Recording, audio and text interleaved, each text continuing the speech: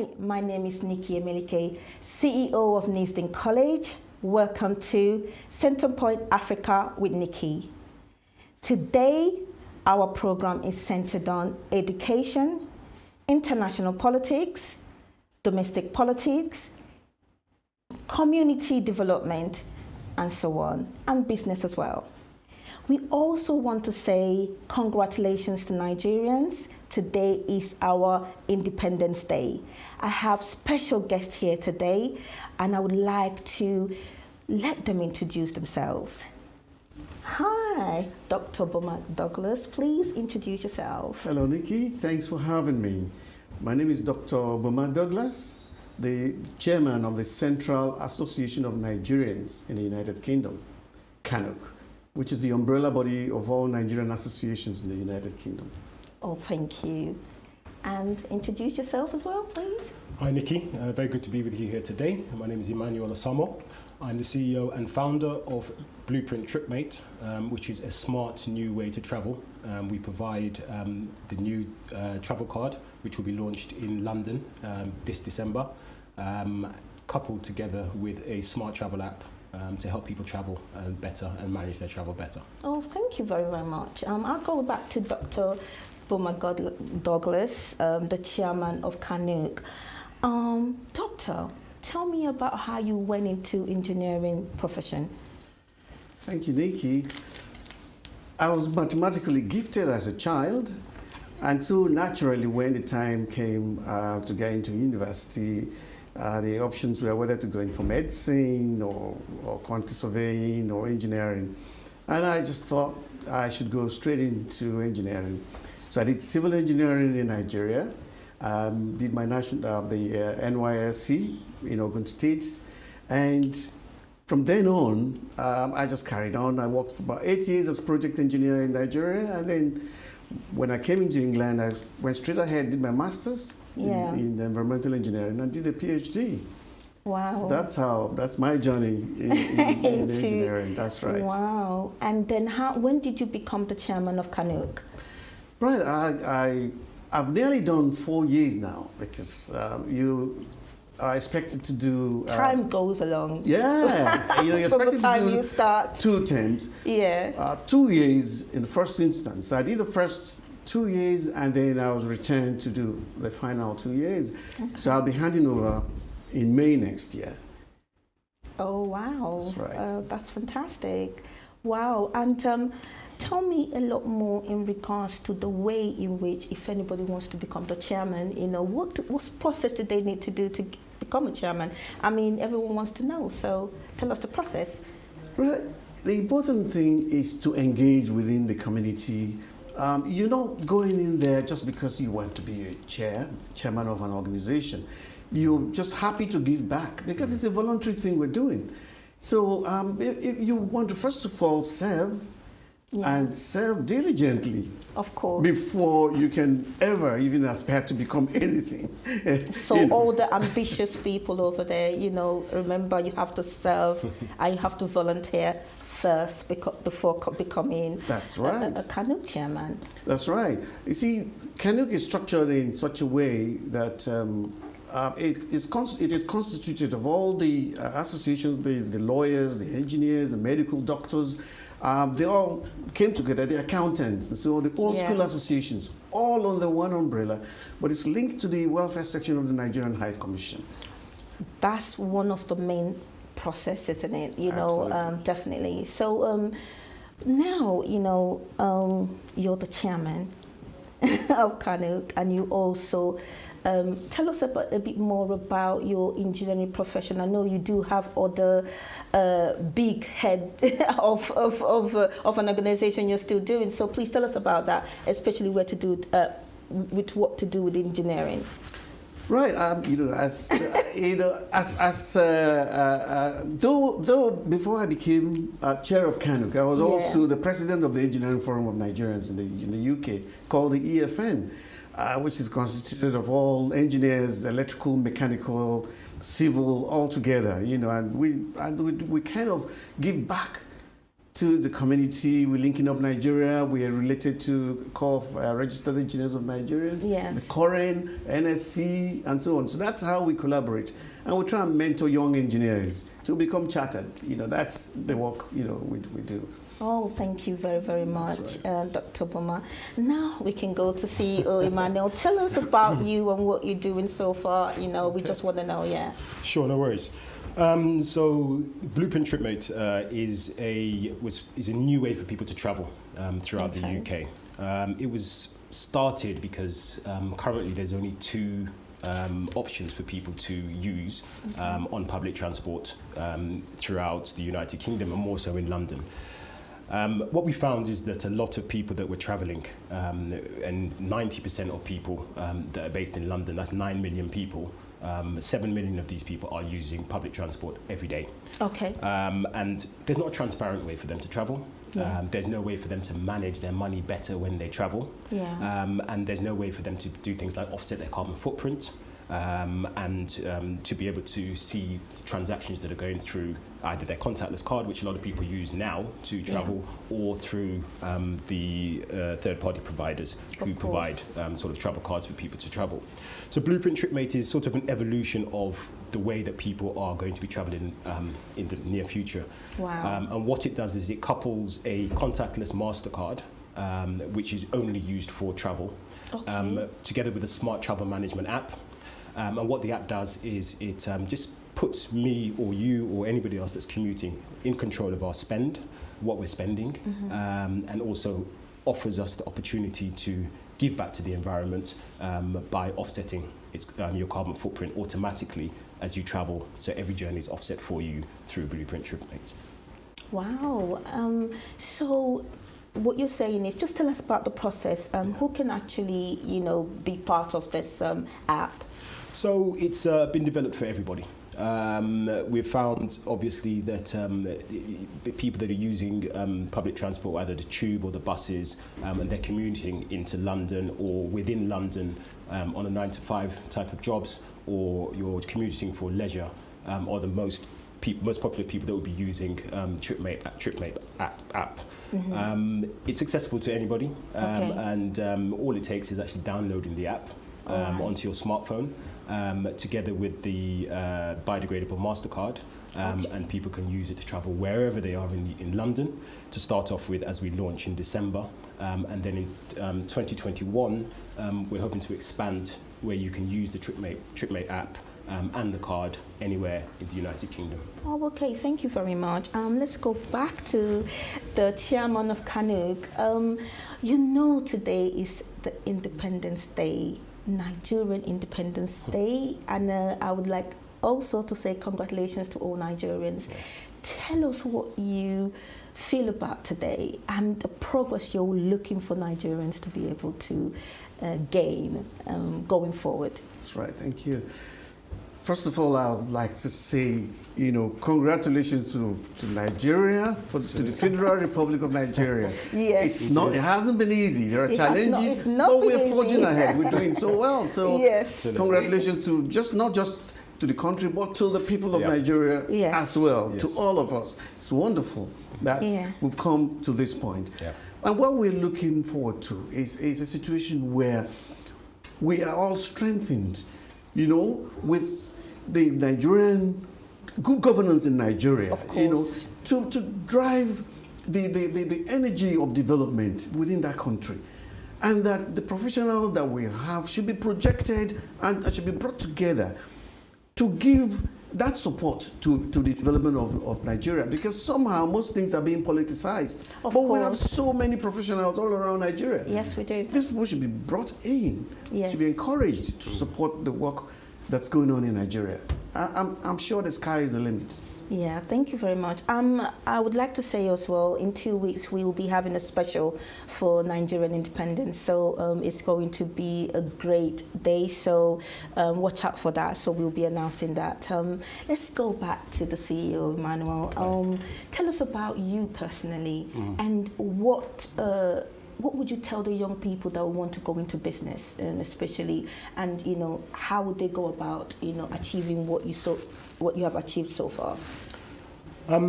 I mean, for me, it was a journey. Obviously, starting university here in the UK. I graduated with a business law, international business degree, and I was going to go into law, as I was meant to mention. I was also going to go into law, but I chose business pathway. I chose business studies to go ahead. Okay, exactly. Carry on. Yeah. So, I mean, I think I went into the business side of things and the marketing and advertising side of things because I had a passion in that area.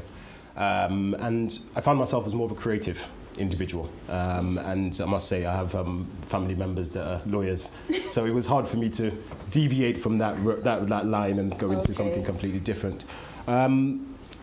I obviously started, working in the marketing profession, and I had a 14-year career as a marketing executive and worked my way up to different positions, head of marketing, marketing director, and then obviously I started doing marketing consultancy for myself.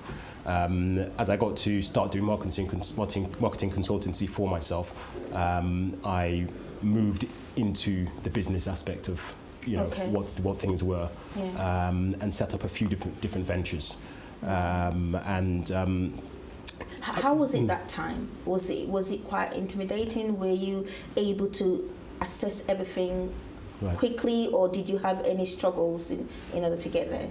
I mean, the struggle's always there. Of course it is. However, it's how you deal with those struggles and how you overcome the obstacles that come across. Because obviously, setting up a business is difficult, and even more so difficult being successful in that business. Of course. But I believe the more you try and the effort you put in, you will achieve the goals that you want to achieve.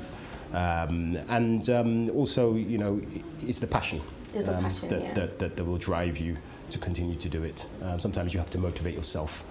Rather than other people motivating you and being able to push yourself forward in that way. So is it the advice you give the young people that they have to be personally driven to gain what they want to? It's about them, choosing their career pathway and then focusing on that and making sure that they are well driven to what they want to achieve. Absolutely, couldn't agree more. I believe that it's your perseverance of what you want to achieve. And ensuring that you keep on motivating yourself every day to achieve those goals that you want to achieve, and eventually you will get there and achieve what you wanted to achieve.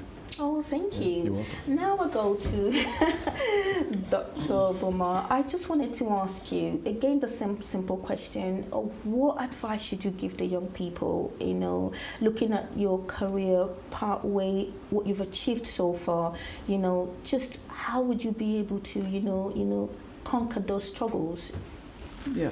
I'd like to just advise that when opportunities come, there should be no delay. Just take them. Because I remember, take the opportunity. I remember rightly that I was given a federal scholarship. Yes.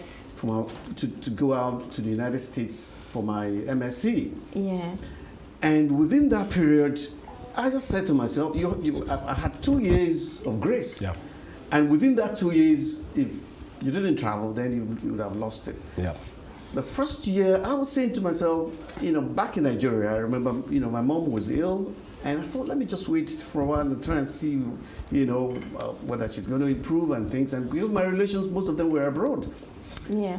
What happened was, at the end of the first year, there was a coup in Nigeria. And I was like, gosh, what's going to happen? And, when everything settled and there was change of money and things like that, and I tried to initiate the role, and they were saying, no, those out there, we haven't even paid their fees. So how can you go? That was how I lost that opportunity to have traveled for my master's degree at the time. So most of the struggles was afterwards. So I had to initiate my own struggles to make sure that I achieved what I wanted. So if an opportunity came your way as a youth, just take it up. That way, you'll be able to achieve your aim. Absolutely. So that's the thing now. Even within the engineering forum, where we mentor young people and so on, the platform is there for youths to come in and gain mentorship from the engineers who are there. I came in as I've been on the board of the Energy Institute here in the United Kingdom, and I'm still on the accreditation panel. Where we mentor young people to get interested in energy and so on. So the platform is there for those engineers, those young people who want to be, part of the engineering system, to key in. It's there, the Engineering Forum of Nigerians is there here in the United Kingdom. Of course. And the opportunity is there for them to use. So I'm here, I'm there. Anybody who wants to get in touch with me for support, I'll be delighted. Oh, thank you very much, Dr. Boma. Let's go to CEO Emmanuel. Yeah. I know you have this very fantastic app that Yes. you're introducing. Yeah. And I also want to ask you, what is the impact of COVID Yeah. in the future in regards to this particular app, and how are you able to, implement it? Yeah. It's a very good question. Yes. And it's something that we come across quite often now because of the coronavirus. It's obvious people are not using transport as much as they used to because of obviously the restrictions. And it's something that has impacted ourselves as a business, obviously being in travel. We've seen a third of the people it was reported that the footfall on public transport is what is, post-COVID is what Transport for London has reported that people are using the London Underground. So it's a huge reduction. What we're doing and what we're putting into place with our app is allowing people to see where specific areas are congested. So if you're traveling, for instance, as an example, on the Bakerloo line, and it's congested at a specific time, our app will be able to tell you it's congested, choose an alternative route. Wow, so it's live. Absolutely. And it will enable people to either choose to use a bus or to use a different route to get to their end destination. The beauty about Blueprint TripMate is what it does. It also allows people to walk or use cycling. So they're keeping healthy and they're keeping fit, and at the same time, they're helping the environment. So if, for instance, you're mapping a route into the app, going from point A to point B, you can opt to add a cycle route there or a walking route, and it will combine it for you to get to your destination. Wow. But at the same time, you could be walking or you could be cycling as part of that journey, which obviously would once again reduce carbon footprint and at the same time keep you healthy and fit. Oh, thank you very much. Thank you for that information. I'll talk to you a little bit later in regards to it as well. That's so, fine, Dr. Boma, I want to ask you, you're the chairman of KANUK, and I know it's essential of, just explain to us about what KANUK stands for and how it helps the businesses, especially the Nigerian businesses in the UK, please. Thank you. Well, like I said earlier on, KANUK is the umbrella body of all Nigerian associations in the United Kingdom, linked to the Nigerian High Commission. It provides a platform for people to relate with each other, engage with each other. But the focal point of KANUK is welfare. Yeah. That we support each other. I mean, if there are issues, we relate with each other. The Executive Council of KANUK is a group of volunteers who've come out to support the community. Yeah. Most of them are experts in their own various areas, but they are there as a bridge between the community and the Nigerian High Commission. Okay. In such a way that if there are issues within any of the communities, all they will need to do is to get in touch with their leaders, who will then get in touch with the Executive Council of KANUK. KANUK will relate with the mission. So that way, the 2 million Nigerians or so here will not all move into the High Commission for one problem or the other. That way, we are able to solve problems in the community. We are able to make sure that if there are issues that are very important, very crucial welfare issues, the Executive Council will be there to support that particular individual. That is how KANUK is spread all throughout the country. And that was why when the High Commissioner arrived in the United Kingdom, we went round, we had a tour of the Nigerian community in the UK. Yeah. And I was on the entourage, and we were going from city to city and all that. We had town hall meetings to engage with the community, to bring them close. close to the center, so that they don't feel, disenfranchised or be detached. So there was that excitement. Everyone wanted to get involved. And that was why throughout the period of Justice Oguntade here in the UK, there is so much enthusiasm within Nigerians of wanting to associate. They would always want to pay courtesy call, and the doors are open, and that Kanuk makes sure that they facilitate, they try and make sure that the opportunities are there for them to see the High Commissioner and discuss issues. Wow. So if an organization right now wants to be part of Kanuk, what are the process? It is a straightforward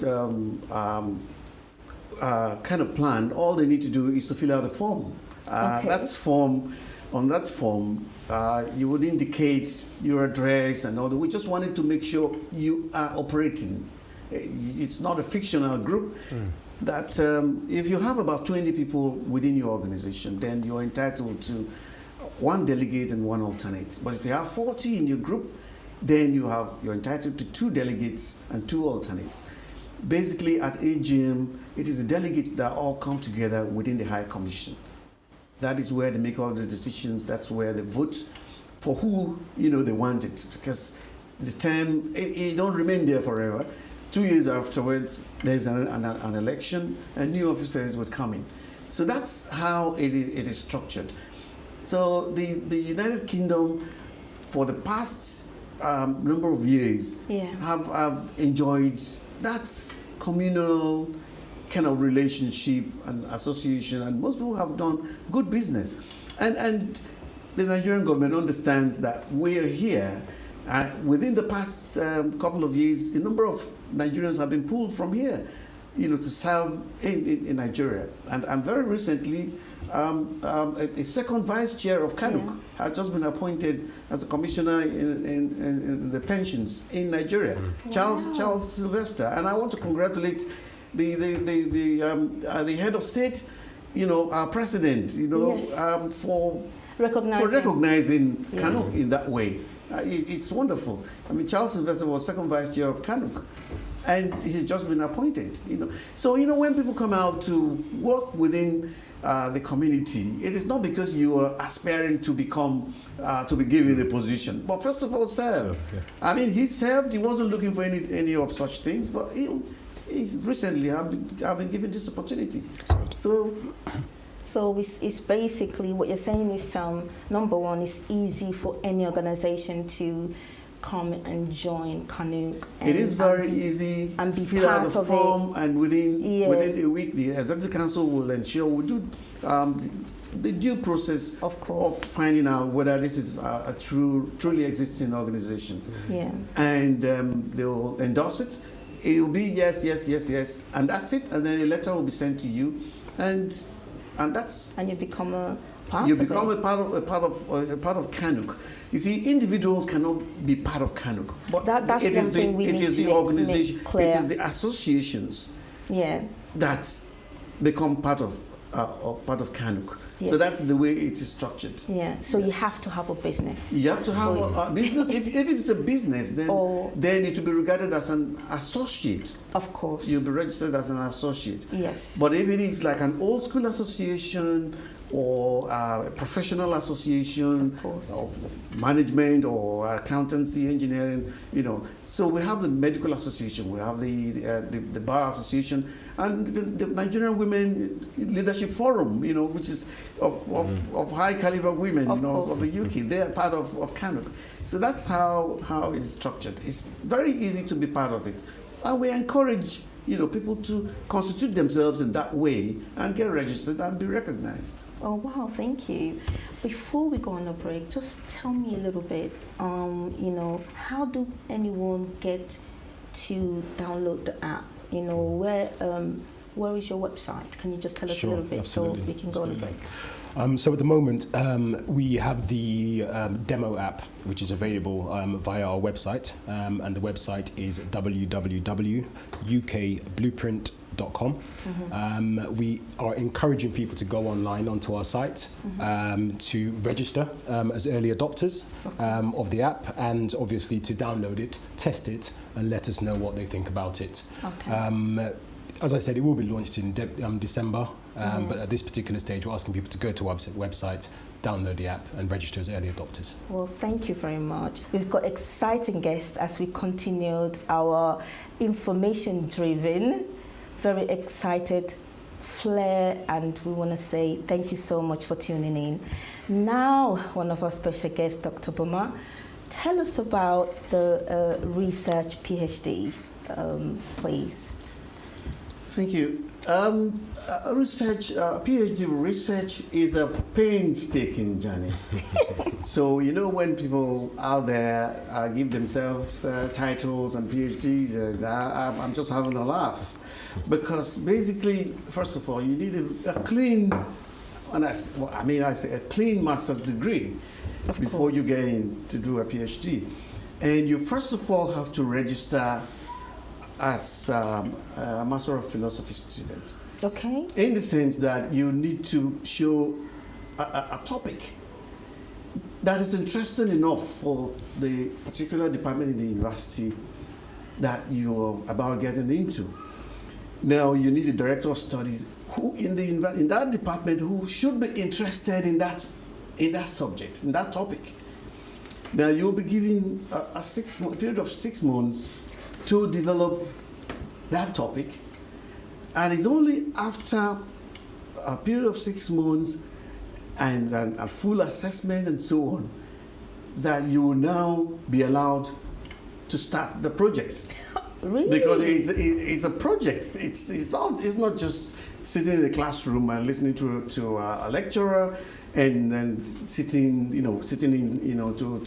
participate in an exam. You need to you're contributing to science. That is what PhD is all about. So the professors, as a matter of fact, your director of studies is not an expert in the area. You, the individual that is studying, that is embarking on that project, is the expert in the area. Really? Because as soon as the key is given to you to go ahead, and the 6 months period, have already expired, and it's been agreed that you should go ahead, then you now have an opportunity to conduct a research. Most times when you pick a subject, you think, okay, you're just picking a subject within your area, but you find out that that subject, that particular topic, has something to do with medicine, it's got something to do with law, so you're pulling from everywhere. Wow. So all you're doing is to make some sense, and bring out some innovation, something that hasn't been done before. Yes. That is the key. So basically, you have a period where you need letters from the universities to get in touch with organizations that are related to your project. Yes. And in fact, when I did my project, I remember that we got in touch. The University of Southbank University got in touch with the Nigerian High Commission to say that they have a student who is embarking on a project that will be beneficial for Nigeria. And at that period, we had Alhaji was the High Commissioner here at that time. So he was invited to the university. Yeah. Because of the work I was doing, and they made some ceremony out of it, and he was given a souvenir for even attending, for having that meeting. Of course. Now that opened doors for me because my project was environmental impact of greenhouse gases, and I based it on Nigeria. So it was all about climate change. So I needed information from NNPC, for Institute of Tropical Agriculture, and marine. That's a company. There's an organization that dealt with all marine issues in Victoria Island. So you needed letters to get into those places. Of course. Now that period, I was conducting this research.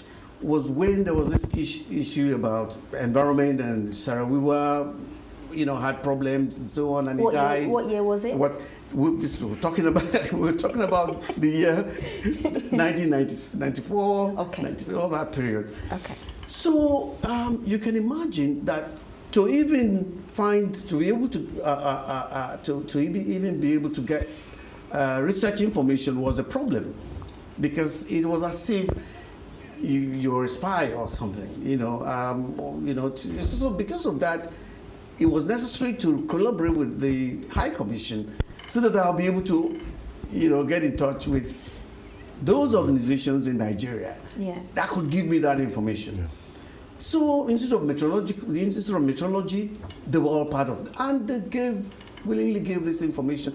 That was the secret of my link with the Nigerian High Commission. Wow. Because they sort of supported, they gave letters, and I was able to get, through that medium, I gained access to the central bank, to everywhere in Nigeria, all I needed, because, the project was like you're assessing the atmospheric ecosystem, the terrestrial aquatic ecosystem. So you needed information about gas product, the flared gases on emissions and all that, and how it affects the agric ecosystem. So the main aim was to provide a mathematical model to show the effect of climate change. That was the project I did. So basically, it's all about energy efficiency, how we can conduct ourselves in in a sustainable manner in our activities. So that was the link with the Energy Institute. And eventually, when I became chartered, with the Engineering Council, I became a chair of the London and Home Counties branch of the Institute of Energy. Okay. And which has all the professors and the engineers and all that. At least the London and Home Counties had nearly 4,000 engineers, and I was chair for a period of 3 years. Wow. So so within that medium, I was able to inform, Nigerians that, look, this is there for you. And Energy Institute is not just Energy Institute for UK, it is global. Mm. And eventually I now got on the board of the Energy Institute, what they call the Engineering Council. Yes. So I was on the board of the EI, and over a period of 10 years, I've been in the peer review group of the Energy Institute, where we examine those who have an intention of becoming chartered. So we look at the skill of the candidate and the academic qualification of the candidate and all that, and we, sort of make sure that what you've claimed that you've done is actually true, because we'll all be seated with computers, and before you know it, we've been able to obtain all the information. So that way we can endorse the candidate to go forward for an interview and be given the chartership.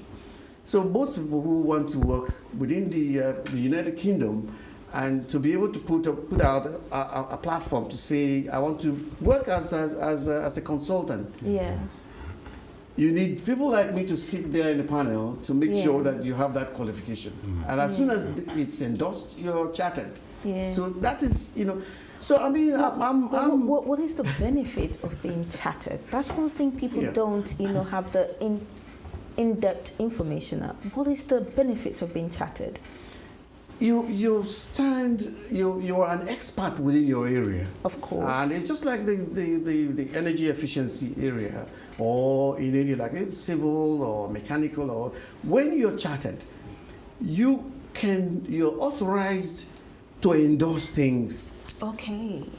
If there's a form, or if there is something like a drawing or something, your stamp and your signature is authentic. That makes it go through, and that's why most of the multinationals would like to have chartered people who are chartered in their books, because even when they're sending out things for business development, people, they want to see who you have on your books. Yes. So that's the kind of flair you have as chartered engineers, and basically you're also contributing to science. You're contributing to new things in engineering, knowledge exchange, and you can be contacted, globally. So you're not just, as soon as you're chatted, you place yourself as a beacon, to be consulted anytime when it comes to engineering matters. Well, thank you, Dr. Boma. Let's go back to the CEO, Emmanuel. Tell me about how did you get about engineering this particular idea? The idea derived from the lack of opportunity for people to choose an alternative to what's available at the moment. Yes. It's very, very scarce in this particular field for what people can use and what people are able to pay for travel for when they're traveling on public transport. As I mentioned, there's no transparency currently at the moment. And one of the pain points that general commuters have throughout London specifically is that they don't want to register with, for instance, Transport for London, who provide Oyster card. I'm one of them. Me too. I think the reason being, you just want to travel. Yeah. Like, you just want it to be accessible to you, Correct, yeah. I don't think you really want to be completing any forms Absolutely. to do so. Absolutely. You just want to just get into the train and get to your destination. And that's right. Exactly. And also be in control of And also, your travel. exactly. And what we found is which is quite, it's well documented that TfL are currently sitting on about £400 million worth of unclaimed fares and deposits that are stuck on people's Oyster cards. What we do is our card will allow you to be able to cancel your card straight away. If you lose your card, rather than losing your money. You could have £100-200 on the card with TfL now, and if you lose your card, you've lost your money because you're not registered. Yes. So with ourselves, you can just cancel the card immediately and have a new card sent out to you, and you can start traveling straight away. Wow. We also help people to be able to get back in contact with TfL if they've had maximum fares put onto their travel. So, for instance, if they don't tap out somewhere, as what happens quite often in the London Underground, you'll be charged a maximum fare. And one of the problems is getting your money back. And also not knowing that you've been charged a maximum fare. So through the app, we help people to be able to get in contact with TfL to be able to reclaim their money. We also alert people if they haven't tapped out from specific journeys in order to try and reduce the amount of unclaimed fares that is currently sitting in that 400 million worth of unclaimed monies from TfL. Wow. So these are the few things that we're putting into place, obviously, to help commuters' pain points. One of the main things actually that we're doing at the moment is the carbon offsetting. Okay. As you know, obviously with climate change and the environment at the moment, we're trying to cut that down. So once you use our card, your carbon footprint is automatically offset. So if you do a journey, 5 times a week, although the carbon footprint might be quite low because public transport at the moment is energy efficient, obviously, it will help you to offset your carbon footprint. That's right. So it's done automatically. You as a customer don't have to worry about offsetting it. You just know that once you're using a Blueprint TripMate card, on a monthly basis, your carbon footprint is offset. There's approximately it will cost approximately 13 million a year to offset your carbon, the whole of London's carbon footprint, the people that do travel. So it's a huge amount, and we're just trying to do something about it. And getting people to obviously use our card will help to reduce that carbon footprint that is quite huge at the moment in the UK and in London specifically. Oh, okay. Absolutely. Wow. Exciting. Can I ask you another question? Is it a cost to the app, or is it a cost to where do people? It's a cost to the app. There Just is a literally cost. answer the question. There is. Yes, there is. Okay. Is it affordable? Yeah. I mean, there's a cost to it, but for the features and the benefits that you get with using this card and the app, it's something that, the benefits that you get, it's well worth your while. It's a very minimal cost, and what happens is that we also do things like rewards. So the more you offset your carbon footprint, we reward the customer by giving them things like discounts in various places, and obviously that for travel, aeroplane tickets and that type of thing as well. So at the moment we're trying to partner as much as possible with organisations and businesses that would like to act as rewards within our reward scheme, so that as people are offsetting, we're giving them something back. I was about to ask you a question. How would you want organizations to be part of your app? Are you looking for private investors? Just tell us about what you're looking for. Yeah, I mean, it's a really good question. At the moment, we're actually crowdfunding. So we'll be on the Crowdcube platform in the next 4 to 5 weeks' time. We are at our first raise at this particular moment. It's a hugely investable product, good returns on the product and very scalable. We aim to, as I said, start in London by the end of this year, and then by 2021, end of 2021, be the Blueprint TripMate card and app to be available throughout the United Kingdom. We've also noticed, obviously, around the world, places like in New York and also in the Netherlands, they use a very similar system to here in the UK, and they have a huge transport network. So our aims within the next 4 to 5 years is to have the Blueprint TripMate card in Netherlands and in the UK, and scale in different countries. Wow. So, ambitious plans. Do you actually have a certain amount you're looking to raise, or just generally you're looking for a certain organisation to be able to help and invest? I mean, if you go onto our website, there's an investors page on there where investors can get more information, the financials, and see exactly the amount that we are going to be raising on Crowdcube. As I mentioned, obviously, it's www.ukblueprint.com.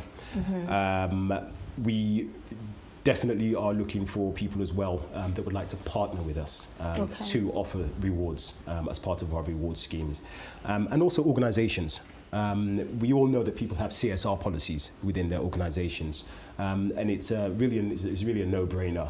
If you have employees in your organization that are traveling and using public transport, why wouldn't you want them to offset their carbon footprint as they travel? Yes. Especially if they're traveling for business, if they're traveling for work for your organization. So what Blueprint TripMate is doing is we're working with organizations to offer the TripMate card as an employee incentive within the organizations, so that you can get a discounted rate on the monthly subscription, and your employees can use the card to travel throughout London and obviously in the UK by 2021. And all at the same time offsetting their carbon footprint as they travel.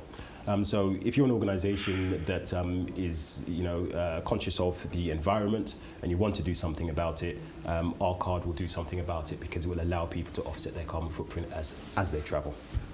Okay, well, thank you for that information. Have you looked at partnering with the government as well, or are you just looking to just go it alone? Because I'm thinking the government should really, be interested in what the benefits individuals are going to have with what you're launching. So, have you looked into it? We have people that are looking at working with public sector organisations at the moment, yes. Okay. And that's pretty much as far as we've gone into working with the government. We know that people like Google and other high sort of level organisations are looking at similar things that we already have in the pipeline of doing. However, by virtue of having the multi-millions and billions that they do have, they can get to market a lot faster than a smaller organisation like ourselves. However, we are quite agile and we're quick to make decisions and make things happen. So partnering with the government, it's not in the pipelines at the moment. However, we do want to be thought leaders and offer the government research that we have and that we'll be doing with our customers and working with them to create a better way of travelling for commuters in the UK. Oh, well, thank you. You're welcome. No problem at all. Thank you very, very much. We go into Canuck mode. The CEO, the chairman of Canuck, that represents the community, he is a champion for the community. And Dr. Boma Douglas, right now, you're Center Point Africa with Nikki. Tell us about anything that you're looking in the next 5 years for yourself, because you've graced the community, you've been a champion, and what would you be doing in the next 5 years? Yes, before I get into that, I just want to take this opportunity to thank you heartily. Thank you. Nikki Emelike, thank you so much for the support you gave to the Central Association of Nigerians in the United Kingdom years ago. Yes. Wonderful. We were having our spring ball, and you came in at the right time and you supported us. And that went a long way to unite the community. You may not know. Wow. But because within that period, Canuck was in tatters, there were too many issues, and people were trying to destroy the organization, and we were trying to bring it together. Yes. And that single event that we did, and the resumption of duty by the High Commissioner of Justice, George Oguntade, was a savior for Canuck, because I'm sure we'll be looking for Canuck in River Thames by now. Wow. But those two things Thank you. were able to help us to bring Canuck to form today, and we're grateful, to you for what you did. Thank you so much. Well, thank you. It was my pleasure to basically help at that specific time. Yeah. I would like to say this, as a community leader, you want to volunteer your time and you want to help support young people develop personally and professionally. That's our main aim. We're trying to create opportunities, and help in regards to making sure that most organizations that either financial stuck in different ways, we're able to help them. And that's the reason why we're here. There's nothing else that we're doing but helping and supporting communities. I would like to say this before we close, because the program is ending. I would like to say this. We're celebrating a Nigeria anniversary, which is 60 years of Nigeria. That's right. And we're looking to plan 8 in 2 weeks. So I would like to say organizations who are interested to help us plan this, please contact me, Nikki, 074 68 58 7517. It is to basically understand the scope of what we want to do with the program and how we want to implement the program.